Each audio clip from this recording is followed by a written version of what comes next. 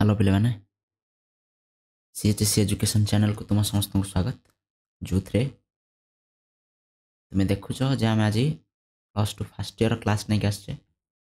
आज क्लास रे आज हूँ आम plus two fast year 7 number class unit 1 आम डिस्कसन चलते यूनिट 1 सरनी आम चेष्टा करिया आज क्लास रे सरवा ठीक अच्छे आज ये क्लास रे आम पढ़ा शिक्षा प्रतिष्ठान विषय ठीक अच्छे शिक्षा प्रतिष्ठान विषय आम आज पढ़ा शिक्षा प्रतिष्ठान प्रकार पढ़ा जो थे आम औपचारिक अनौपचारिक अणानुष्ठानिक सक्रिय निष्क्रिय प्रत्यक्ष परोक्ष ये सबू शिक्षा अनुष्ठान विषय आम पढ़ा ठीक अच्छे ताकू एटा परीक्षा दृष्टिकोण बहुत इम्पोर्टाट ठीक अच्छे आम बहुत भलसे बुझापी वीडियो को संपूर्ण लास्ट पर्यंत देखा चेष्टा करियो ठीक अच्छे आउ वीडियो सब कनसेप्ट को बुझी बुझिकी आग को जीवा पुणी थे तुम समस्त को ये चैनल स्वागत आउ जब तुम मैंने चैनल नुआ अच्छ कि चैनल को एपर्तंत सब्सक्राइब करना ताल निश्चित भाव में चैनल को सब्सक्राइब कर ठीक अच्छे वीडियो को गोटे लाइक निश्चित भाव कर आम एम रखा वीडियो कम से कम 20टा लाइक हम ठीक अच्छे ता सहित शेयर सांग मान सहित कर ठीक अच्छे लेट करनी आग को जा प्रथम शिक्षा प्रतिष्ठान कहले प्रथम आम कौन जानीद शिक्षा प्रतिष्ठान कहले जिते बड़े हाँ तो जो अनुष्ठान रे शिक्षा प्रदान करा जाए ताको आमे शिक्षा अनुष्ठान बोले कहे ठीक अच्छे तो प्रथम प्रकार शिक्षा अनुष्ठान जोड़ा अच्छे आम कहे आनुष्ठानिक बा औपचारिक शिक्षा प्रतिष्ठान जोटा को इंग्राजी कहा जाए फॉर्मल एजुकेशन बा औपचारिक शिक्षा बा औपचारिक शिक्षा प्रतिष्ठान ठीक अच्छे औपचारिक शिक्षा प्रतिष्ठान कहले कौन बुझे आम जो अनुष्ठान रे शिक्षा व्यवस्था पूर्वर योजनाबद्ध नीति नियम पूर्वर किसी नीति नियम ये थाए ऑलरेडी ठीक अच्छे जोड़ा पूर्वर निर्णय करा जाय था से द्वारा परिचालित होता है ताहाको आमे औपचारिक शिक्षा संस्था बोली कहू तो औपचारिक शिक्षा संस्था हुए कौन ना नीति नियम पूर्वर निर्धारण ऑलरेडी करा जाय था आ सेही नीति नियम अनुसार ही से अनुष्ठान परिचालित होता है पूर्व निर्धारित उद्देश्य मध्य थाए ता अनुजाई पाठ्यक्रम शिक्षादान प्रणाली श्रृंखला समय निर्घंट इत्यादि निर्णय कर कौन कौन आम देखले ना पूर्व निर्धारित जो नीति नियम रहा विभिन्न कथार नीति नियम सबू जिन नीति नियम पाठ्यक्रम नीति नियम कौन पढ़ाव पिला नीति नियम ठीक अच्छे ना नहीं स्कूल रे कौन पढ़ाव ठीक अच्छे आम तार उदाहरण प्रथम देखा उदाहरण हो विद्यालय महाविद्यालय और विश्वविद्यालय कथा कहे स्कूल कॉलेज और यूनिवर्सिटी कथा आम कहे जोड़ा औपचारिक शिक्षा अनुष्ठान परीक्षार प्रश्न आसपे जे औपचारिक शिक्षार उदाहरण दियो ठीक अच्छे तेणु औपचारिक शिक्षा कहले ना विद्यालय महाविद्यालय विश्वविद्यालय ये शिक्षा दि जाए तो युड़िक हूँ औपचारिक शिक्षा अनुष्ठान तो आर नीति नियम पूर्व निर्धारित है पाठ्यक्रम पिला को कौन पढ़ाओ स्कूल से पूर्व निर्धारित शिक्षक इच्छा पढ़े पारे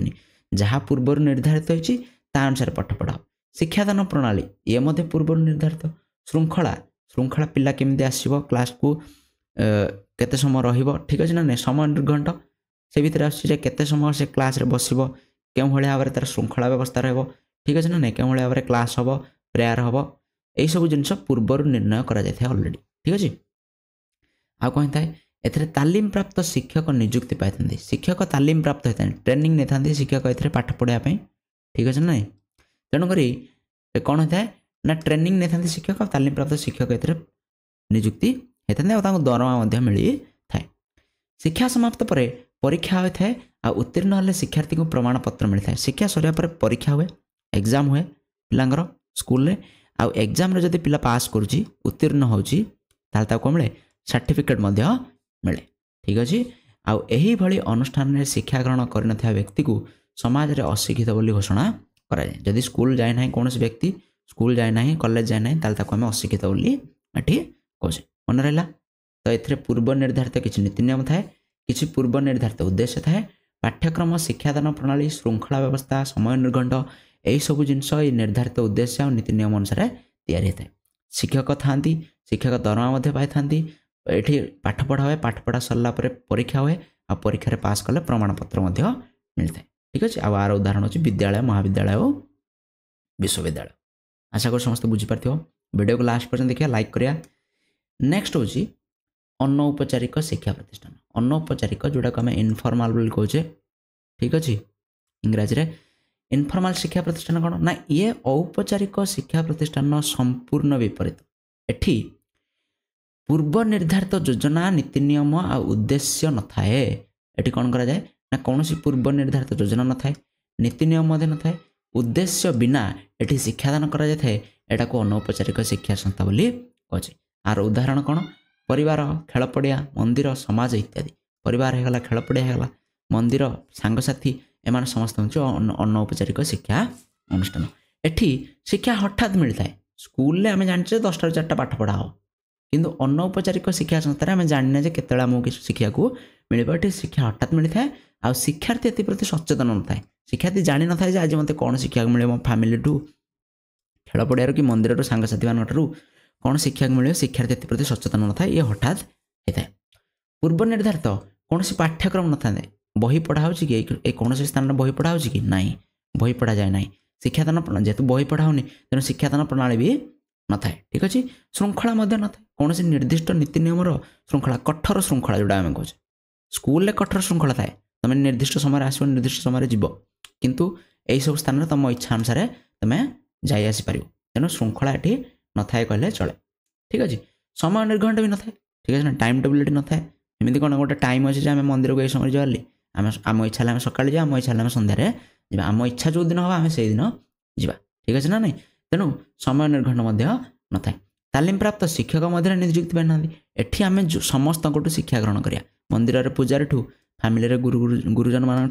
खेल पड़िया सांगसाथी मान सांगसाथी मान सहित मध्य रखी आम कौन करिया विभिन्न कथा शिखिपर ठीक अच्छे तो एम तालीम प्राप्त शिक्षक नुहति किंतु एम आम कि ना कि शिखुचे ठीक अच्छे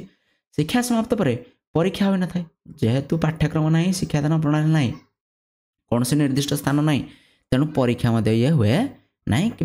प्रमाण पत्र मिले ना सर्टिफिकेट मिले ना तो आपको आम अनौपचारिक शिक्षा प्रतिष्ठान कहे तो यहीटा शिक्षार व्यापक अर्थ भितर जाऊँगी जो थे आम कहूजे जे मनुष्य जीवन सारा शिक्षा ग्रहण करते तो यही सब संस्था गुड़िक कौन करे मनुष्य सारा जीवन शिक्षा ग्रहण करते तृतीय देखा अणानुष्ठानिक शिक्षा प्रतिष्ठान ठीक अच्छे प्रथम देखिले औपचारिक तापर अनौपचारिक तापर अणानुष्ठानिक इंग्राजी आपको कहले नॉन फॉर्मल एजेंसी शिक्षा प्रतिष्ठान शिक्षा अनुष्ठान शिक्षा संस्था या मन रख प्रतिष्ठान जहाँ अनुष्ठान से ठीक अच्छे ना नहीं शिक्षा अनुष्ठान शिक्षा संस्था से शिक्षा साधन से ठीक अच्छे तो यही सब गुटिक परीक्षा एमती क्वेश्चन आसपारे कन्फ्यूज होनी अणानुष्ठानिक शिक्षा कौन जाना अणानुष्ठानिक शिक्षा निर्दिष्ट नीति नियम पर पर्यवसित एथिरे किछटा नीति नियम थाए ठीक अच्छे औपचारिक शिक्षार जो नीति नियम थाए अणानुष्ठानिक शिक्षार नीति नियम थाए यार उद्देश्य पाठ्यखसड़ा पूर्वर निर्धारित होता है उद्देश्य पूर्वर निर्धारित पाठ्यक्रम बही पूर्वर निर्धारित मात्र यह औपचारिक शिक्षार अंतर्भुक्त नुहे ये सब थिले आपको औपचारिक शिक्षा कह जाए कहीं कहीं एठारे नीति नियम कठोर हो न था शिक्षार्थी यह नमनीय होता है औपचारिक शिक्षार नीति नियम कौन कठोर होता है जे पिला 10टार स्कूल को आसो 4टार से घर को जीव ठीक अच्छे ना जितटा क्लास से क्लास कर बाहर बुलवनी तो नियम कानून कठोर है बुझेगा किंतु अणानुष्ठानिक शिक्षार यही नियम कानून गुड़िक न था किछटा नीति नियम थाए किंतु सबू नीति नियम ये लागू हुए ना आ कठोर नुहे ये नीति नियम गुड़िक शिक्षार्थी यह नमनीय माने शिक्षार्थी जिते बड़े इच्छा से पढ़ो टाइम तार शिक्षार्थी टाइम प्लेस शिक्षार्थी जोटी चाहिए से पढ़ पार निज घर बस पढ़ पार ट्यूशन जा पढ़ पार कौन सी बंधु घर से पढ़ी पार समय स्थान ता इच्छा अनुसार जो दिन इच्छा से दिन पढ़ो जो दिन इच्छा से दिन पढ़ो ना केतेक यह औपचारिक शिक्षार एक विकल्प बोली कही किसी शिक्षा विद मैंने कहती जे ये हूँ औपचारिक शिक्षार एक विकल्प आर उदाहरण कौन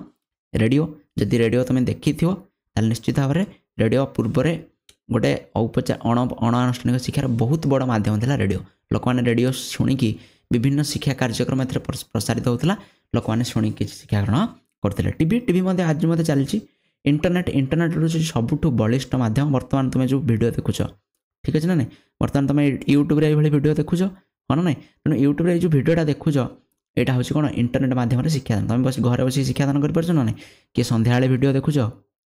किए सकाଳେ वीडियो देखुच तो किए राति समय वीडियो देखिकी शिक्षा ग्रहण କରୁଛ ତ ତୁମ ଅନୁସାରେ ତୁମେ ଭିଡ଼ିଓ ଦେଖୁଛ ହଁ ନା ନାହିଁ। ତେଣୁ ଏଇଟା ଗୋଟେ ଅଣାନୁଷ୍ଠାନିକ ଶିକ୍ଷାରେ ଯିବ। ମୁକ୍ତ ବିଶ୍ୱବିଦ୍ୟାଳୟ, ପତ୍ର ବିନିମୟ ପାଠ୍ୟକ୍ରମ, ଭାଗବତ ଟୁଙ୍ଗି, ପାଠାଗାର, ଏଇସବୁ ଜିନିଷ, ଲାଇବ୍ରେରୀ ଯେଉଁଟା ଆମେ କହୁଛେ, ଏଇସବୁ ଜିନିଷ ଅଣାନୁଷ୍ଠାନିକ ଶିକ୍ଷାର ଗୋଟେ ଗୋଟେ ଉଦାହରଣ। ଠିକ୍ ଅଛି। ଏଥିରେ କ'ଣ ଅଛି, କିଛି ଗୋଟେ ନୀତି ନିୟମ ଅଛି। ବୁଝିଲା। ତୁମେ ବର୍ତ୍ତମାନ ଯେଉଁ ୟୁଟ୍ୟୁବ୍ ଭିଡ଼ିଓଟା ଦେଖିଛ, ମୁଁ ମନ ଇଚ୍ଛା ଭିଡ଼ିଓ ଅପଲୋଡ଼ କରିଦେଉଛି କି ନାହିଁ। ତୁମର ଯେଉଁ ପାଠ ରହିଛି, ତୁମର ପରୀକ୍ଷାରେ ଯେଉଁ ବିଷୟ ଗୁଡ଼ିକ ପଢ଼ିବ ତାହା ଅନୁସାରେ ହିଁ ମୁଁ କ'ଣ କରୁଛି, ଭିଡ଼ିଓ ବନାଉଛି। ମନ ଇଚ୍ଛା ନୁହଁ, ଏମିତି ନୁହଁ ଯେ ମନ ଇଚ୍ଛା ମୁଁ ଭିଡ଼ିଓ ବନାଇ ଦେଉଛି, ମୋ ଇଚ୍ଛା ଯାହା ହେଲା ସେମିତି ଭିଡ଼ିଓ ଦେଉଛି, ସେଗୁଡ଼ିକ ନୁହଁ। କିଛି ନୀତି ନ ରହିଲା, କିନ୍ତୁ କିଛିଟା କ'ଣ ରହିଲା, ଏଠିରେ ଉଦ୍ଦେଶ୍ୟ ରହିଲା। ଆମେ +2 ପାଠ ପଢ଼ିବାକୁ ଆସୁଛେ, ଏଜୁକେସନ୍ ପଢ଼ିବାକୁ ଆସୁଛେ, ପାଠ୍ୟକୋଷଟା ମଧ୍ୟ ରହିଲା, ଯେଉଁ ପାଠ ଆମେ ପରୀକ୍ଷାରେ ପଢ଼ିବ ତାକୁ ମଧ୍ୟ ଏଠି ପଢ଼ାଯାଉଛି। ଠିକ୍ ଅଛି ନା ନାହିଁ। କିନ୍ତୁ ନୀତି ନିୟମ କିଛିଟା କଠୋର। ତୁମ ଇଚ୍ଛା ଅନୁସାରେ ତୁମେ ଭିଡ଼ିଓ ଦେଖିବ। ଆଜି ଇଚ୍ଛା ହେଲା ତୁମେ ଭିଡ଼ିଓ ଦେଖିଲ, କାଲି ଇଚ୍ଛା ହେଲା ତୁମେ ଭାବିଲ ରେଷ୍ଟ ନେବାକୁ, ଭିଡ଼ିଓ ତୁମେ ନ ଦେଖି ପରଦିନ ପୁଣି ଦେଖିଲ, ହଁ ନା ନାହିଁ। ତେଣୁ ତୁମ ଟାଇମ୍ ଅନୁସାରେ ତୁମେ ଦେଖିଲ, ହେଲା। ତ ଏଇସବୁ ଜିନିଷର ନମନୀୟତା ଏଠି ପିଲା ପାଖରେ ରହିଥାଏ। ତ ଏଇଟା କେଉଁମାନଙ୍କ ପାଇଁ ଉଦ୍ଦିଷ୍ଟ ଆମେ ଏଇଟା ଜାଣିବା ଟିକେ। ଅଣାନୁଷ୍ଠାନିକ ଶିକ୍ଷା ପ୍ରତିଷ୍ଠାନ କେଉଁମାନଙ୍କ ପାଇଁ ଉଦ୍ଦିଷ୍ଟ, ଏଇଟା ଗୋଟେ important question play, very important question, ଆମେ ସ୍କିପ୍ କରିବାନି। ଠିକ୍ ଅଛି। ଭଲସେ ବୁଝିବା ଯେ କେଉଁମାନଙ୍କ ପାଇଁ ଏଇଟା ପରୀକ୍ଷାରେ ଆସିବ, ଯେ କେଉଁମାନଙ୍କ ପାଇଁ ଅଣାନୁଷ୍ଠାନିକ ଶିକ୍ଷା ଉଦ୍ଦିଷ୍ଟ। ପ୍ରଥମ କଥା, ଅଣାନୁଷ୍ଠାନିକ ଶିକ୍ଷା କେଉଁମାନଙ୍କ ପାଇଁ ପ୍ରତିଷ୍ଠା ଦରକାର ନା, ଯେଉଁମାନେ ଔପଚାରିକ ଶିକ୍ଷା ପାଇପାରୁନଥିବେ, ଯେମିତିକି ବିଦ୍ୟାଳୟ ପରିତ୍ୟାଗ କରୁଥିବା ଶିକ୍ଷାର୍ଥୀ, ବିଦ୍ୟାଳୟର ପାଠପଢ଼ା ଅଧାରୁ ଛାଡ଼ି ଦେଇଥିବା ଶିକ୍ଷାର୍ଥୀ କ'ଣ କରିବ ନା, ଏଇ ଅଣାନୁଷ୍ଠାନିକ ଶିକ୍ଷା ଟିଭି ରେଡ଼ିଓ ମାଧ୍ୟମରେ ସେ ନିଜକୁ ଶିକ୍ଷିତ କରିପାରିବ। ଠିକ୍ ଅଛି ନା ନାହିଁ। 2ରେ, ପାଠ ପଢ଼ିବାର ବୟସ ଅତିକ୍ରାନ୍ତ ହେଇଯାଇଥାଏ। କୌଣସି ବ୍ୟକ୍ତି ଯାହାର ପାଠ ପଢ଼ିବାର ବୟସ, ପାଠ ପଢ଼ିବାର ଗୋଟେ ନିର୍ଦ୍ଦିଷ୍ଟ ବୟସ ଅଛି। ଆମେ ଜାଣିଛେ ଯେ ସ୍କୁଲରେ ଆମେ 6ରୁ 14 ବର୍ଷ, 6ରୁ 16 ବର୍ଷ ଯାଏଁ ପାଠ ପଢ଼ୁଛେ ସ୍କୁଲରେ, ପ୍ରଥମରୁ ଦଶମ। ଠିକ୍ ଅଛି। 6ରୁ 16 ହେଲା ନା ନାହିଁ। ମନେକର 16 ପରେ ଜଣକୁ 20 ବର୍ଷ ବୟସ ହେଇଗଲାଣି। ଠିକ୍ ଅଛି। କିନ୍ତୁ ସେ ଚାହୁଁଛି ଯେ କିଛି ଶିଖିବା ପାଇଁ, ବୟସ ସିନା ଗଡ଼ିଗଲାଣି, କୌଣସି କାରଣରୁ ସେ ପାଠଟା ଛାଡ଼ିଦେଲା, କିନ୍ତୁ ତାର ଇଚ୍ଛା ଅଛି, ତାହେଲେ ମଧ୍ୟ ସେଠୁ ଶିଖିପାରିବ। ବୃତ୍ତିରେ ନିୟୋଜିତ ଅଛନ୍ତି କିମ୍ବା ଉନ୍ନତି ଚାହାନ୍ତି, କୌଣସି ଲୋକ ବୃତ୍ତିରେ ନିୟୋଜିତ ଅଛନ୍ତି, ଜବ୍ କରୁଛନ୍ତି କିମ୍ବା କୌଣସି ପ୍ରକାର କାମ କରୁଛନ୍ତି, ବିଜନେସ୍ କରିପାରନ୍ତି। ଠିକ୍ ଅଛି ନା ନାହିଁ। କୌଣସି ପ୍ରକାର କାମରେ ନିୟୋଜିତ ଅଛନ୍ତି, ଆର୍ଥିକ ତାଙ୍କର ଅସୁବିଧା ଅଛି, ତେଣୁ ସେ କାମ କରୁଛନ୍ତି, ସେଥିରେ କିନ୍ତୁ ସେମାନଙ୍କର ପଢ଼ିବାର ଇଚ୍ଛା ଅଛି, ତାହେଲେ ମଧ୍ୟ ଦରକାର। କିମ୍ବା ଉନ୍ନତି କ'ଣ ନା, ଚାକିରିରେ ପ୍ରମୋସନ୍ ଚାହାନ୍ତି, ପ୍ରମୋସନ୍।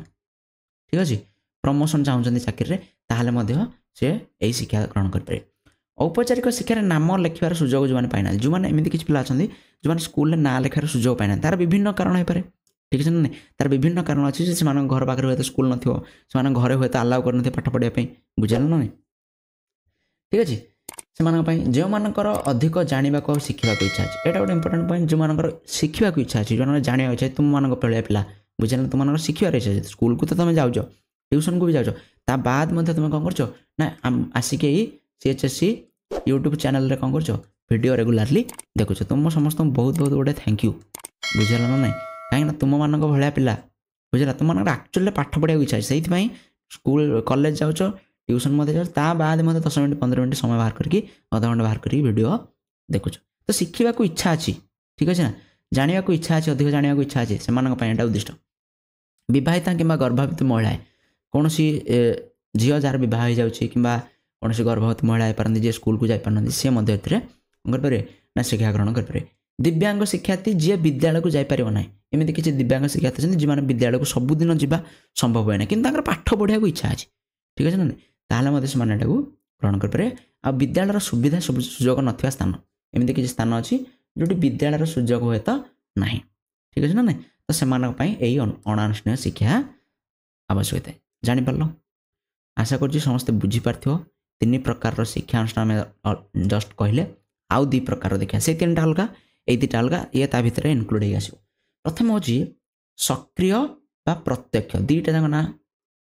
ପ୍ରାୟତଃ ସେମ୍ ହେଲା। ସକ୍ରିୟ ଆଉ ପ୍ରତ୍ୟକ୍ଷ ଶିକ୍ଷାନୁଷ୍ଠାନ କ'ଣ ନା, ଯେଉଁ ଅନୁଷ୍ଠାନରେ ଶିକ୍ଷାର୍ଥୀ ଆଉ ଶିକ୍ଷାଦାତା 2 ଜଣ, ଶିକ୍ଷକ, ଶିକ୍ଷାଦାତା କିଏ, ଶିକ୍ଷକ, ଆଉ ଛାତ୍ରଛାତ୍ରୀ କ'ଣ, ଶିକ୍ଷା ଗ୍ରହୀତା ବା ଶିକ୍ଷାର୍ଥୀ ଆମେ କହୁଛେ। ତ ଏମାନେ 2 ଜଣ ପ୍ରତ୍ୟକ୍ଷ ଆଉ ପାରସ୍ପରିକ ସମ୍ପର୍କ ପ୍ରତିଷ୍ଠିତ ହୁଏ ଏମାନଙ୍କ ଭିତରେ, ଠିକ୍ ଅଛି। ଶିକ୍ଷକ ଆଉ ଛାତ୍ରଛାତ୍ରୀ ମଧ୍ୟରେ କିଛି ସମ୍ପର୍କ ଥିବ, ଠିକ୍ ଅଛି ନା ନାହିଁ, କିଛି ସମ୍ପର୍କ ଥିବ, ସେମାନେ ପରସ୍ପର ସକ୍ରିୟ ଅଂଶଗ୍ରହଣ କରୁଥିବେ, ଠିକ୍ ଅଛି ନା ନାହିଁ। ସକ୍ରିୟ ଅଂଶଗ୍ରହଣ, 2 ଜଣ ଯାକ ଗୋଟିଏ ସମୟରେ ଗୋଟିଏ ସ୍ଥାନରେ ଉପସ୍ଥିତ ଥିବେ, ସେମାନେ ପରସ୍ପରର ଭାବର ଆଦାନ ପ୍ରଦାନ ହେଇପାରୁଥିବ, ତାକୁ ଆମେ ସକ୍ରିୟ ଶିକ୍ଷା ପ୍ରତିଷ୍ଠାନ କହୁଛେ। यह एक द्विमुखी प्रक्रिया केतेमुखी प्रक्रिया द्विमुखी प्रक्रिया जोड़ा जॉन आडाम्स कहते जे गोटे पटे शिक्षक गोटे पटे शिक्षार्थी एमाने दी जन रहिले उभयଙ୍କ भितर भावर आदान प्रदान एठी होता है बुझेला ना भावर आदान प्रदान होता है जहाँफल शिक्षा कार्यक्रम चली था ठीक अच्छे एथिरे शिक्षक शिक्षार्थी को शिक्षादान करती व्यक्ति को दुई जन व्यक्ति भितर मध्य कहीं पार ना शिक्षा ग्रहण हो किंबा व्यक्ति दल को जड़े व्यक्ति मध्य बहुत जन लोक कौन कर एठी शिक्षा प्रदान कर किसी कथा कहीकि सभा समिति होगा मीटिंग कौन जगार ठीक अच्छे आलोचना चक्र होगा ये सब स्थान में कौन हुए ये देखा मिलता है जड़े भाषण दिखती बहुत गुड़े श्रोता कौन करती देखते आसिक हाँ ना नहीं तो ताको सक्रिय अंशग्रहण बोली कहे सक्रिय शिक्षा अनुष्ठान बोली कहे तो से शिक्षार्थी निजर द्वंद्व को संगे संगे समाधान कर स्कूल कौन हुए स्कूल कॉलेज यूनिवर्सिटी आर उदाहरण ता सहित परिवार धर्मानुष्ठान युवक संघ एगुड़ी कहते सक्रिय देख स्कूलटा गोटे सक्रिय अनुष्ठान ता सहित गोटे औपचारिक अनुष्ठान परिवारटा गोटे सक्रिय अनुष्ठान ता सहित अनौपचारिक अनुष्ठान युवक संघटा गोटे सक्रिय अनुष्ठान ता सहित अणानुष्ठानिक अनुष्ठान बोली आम कहीपर ये हुए कौन ना उभय कथबार्ता होती शिक्षक और शिक्षार्थी उभय कथबार्ता होती जदि शिक्षार्थी कौन से गोटे पाठ बुझीपारानी ताले से तार जो डाउट रहा जो द्वंद्व रहा से सांगे सांगे समाधान कर सार को पचार सार मुझे बुझीपारे तो सार से कौन करे सांगे सांगे तार समाधान करदे पारे ताले सेटा हूँ सक्रिय शिक्षानुष्ठान एटा विद्यालय महाविद्यालय विश्वविद्यालय परिवार सांगसाथी धर्मानुष्ठान एगुड़िक देखा जाए दुई हूँ निष्क्रिय आ परोक्ष आर उल्टाटा सक्रिय उल्टाटा हूँ निष्क्रिय ये हुए कौन ना एठी सेठी दिज जाक सक्रिय रोते एठी केवल शिक्षादाता ही सक्रिय अंशग्रहण करती एक्टिव पार्टिसिपेशन किए करती केवल शिक्षादाता ही सक्रिय भूमिका रहती तेणु यह निष्क्रिय शिक्षानुष्ठान कहुए जेहेतु कौन है ना ए शिक्षार्थी जेहेतु निष्क्रिय रहा केवल शिक्षक रहा कौन सक्रिय शिक्षार्थी निष्क्रिय शिक्षार्थी जेहेतु निष्क्रिय आपको निष्क्रिय शिक्षा संस्था बोली कहला ठीक अच्छे यह एक एकमुखी प्रक्रिया एकमुखी माने एठी शिक्षक रहिले ठीक अच्छे केवल शिक्षक तरफ ही कौन कर ना नॉलेजटा ट्रांसफर हम क्या पाखक शिक्षार्थी मान पाखक ठीक अच्छे किंतु रिटर्न ना एटी रिटर्न ना शिक्षार्थी कौन से गोटे डाउट हेल्ले पचारि पार ना शिक्षार्थी केवल दर्शक बा श्रोता भाव में शुणव एवं देख शिक्षार्थी काम कौन केवल शुणा और देख रेडियोटा जड़े शुणव मनकर रेडियो कौन से पाठ पढ़ा मनकर मैथ पढ़ा सपोज मैथ पढ़ा कि कौन से गोटे कविता पढ़ा इंग्लीश ठीक अच्छे पोएम पढ़ा ठीक अच्छे ना ना मनकर गोटे पिलाटा गोटे वार्ड बुझीपारानी आटा को सही रेडियो से टीचर कहलेनी कि टीवी सेम मैथ पढ़ा कि इंग्लीश पढ़ा इंग्लीश कौन से गोटे वार्ड कि मैथ्र कौन से गोटे कनसेप्ट से बुझीपारे नेक्स्ट स्टेप एमती कहीं है तो ये सी पचार सुविधा ना ये कौन सी द्वंद्व को से प्रश्न कर पचारि समाधान कर सुविधा ही ना ये पिला चाहिए से टीचर को कौन कर टीवी पचारि पारे ठीक अच्छे ना ना कहीं जो टीवी जो कार्यक्रम होता अलरेडी रेकर्ड हो सारी से अलरेडी रेकर्डिंग हो सारी ठीक अच्छे रेडियो जो कार्यक्रम से अलरेडी रेकर्डिंग हो रेकर्डिंग आम देखुचे टीवी हाँ ना ना तुम्हें जो भिडियोटा देखुच यहाँ जो रेकर्डिंग यूट्यूब सामान कि यूट्यूब कौन चान्स अच्छे तुम मत पचार दौ कमेंट सेक्शन में पचार दौ सार यहाँ डाउट रहा कि विषय गोटे भिडियो कर दिखाँ तो मुझे भिडियो कर दूसरी कि डाउटा क्लीयर कर दूसरी किंतु ये तुमको डायरेक्ट पचार सुजोग ना कहीं यहाँ अलरेडी रेकर्ड हो सारी मुझे बर्तमान दीपर वीडियो रेकर्ड करुँची आ तुम्हें ये भिडियोटा सन्धार ही आपको देख तेणु से पचार सुजोग ना एठी उभय मध्य सक्रिय भाव आदान प्रदान हो पारे सक्रिय आदान प्रदान हो पारे तुम्हें मनकर कौन से कमेंट कल जो सार मत एटा बुझे पारे मुझे पर देखी तापर तुमको तार उत्तर कमेंट देवी कि भिडियो देवी तो डायरेक्ट सांगे सांगे से डाउट्र क्लीयर हो पार ना ठीक अच्छे तेणु यहाँ निष्क्रिय शिक्षा संस्था बोली कहला टीवी रेडियो पाठागार लाइब्रेरी आम कहे ठीक अच्छे लाइब्रेरी तुम गोटे बही पढ़ुच से बहर कौन से गोटे कनसेप्ट मनकर बुझीपारनी तुम्हें तार लेखक तो डायरेक्ट पचारि पार ना ठीक अच्छे चलचित्र होगा नाटक खबर कागज इंटरनेट ये सब जिन हूँ निष्क्रिय शिक्षानुष्ठान ठीक अच्छे आउ जदि यूट्यूबटा सक्रिय केमी हो पार ना जदि आम लाइव क्लास करिया ठीक अच्छे लाइव क्लास आम जब करवा तुम्हें डायरेक्ट से पचारि पार कन्वर्सेसन किछटा मात्रा रे हो पार ठीक अच्छे आउ तुम समस्त बहुत बहुत धन्यवाद वीडियो लास्ट पर्यंत देखिथार आम बहुत जल्दी लाइव क्लास आणुचे चैनल रे बहुत जल्दी लाइव क्लास काली ठारू ही आरंभ हम आम लाइव क्लास आम आरंभ करिया प्रथम सेकेंड इयर पिला लाइव क्लास आरंभ करिया कहीं से परीक्षा पाखे गलानी एग्जाम दृष्टि तांकर लाइव क्लास गुड़ा करिया तुम मानकर फास्ट इयर लाइव क्लास आम आनिबा डाउट क्लियर क्लास ठीक अच्छे तो बहुत बहुत धन्यवाद नेक्स्ट क्लास रे आम सेकेंड यूनिट आरंभ करिया मनोविज्ञान कौन साइकोलॉजी आम आरंभ करिया यूनिट 2 देखा जमार भूलियोनी चैनल को सब्सक्राइब करो वीडियो को लाइक करो सांग सहित शेयर करो थैंक यू।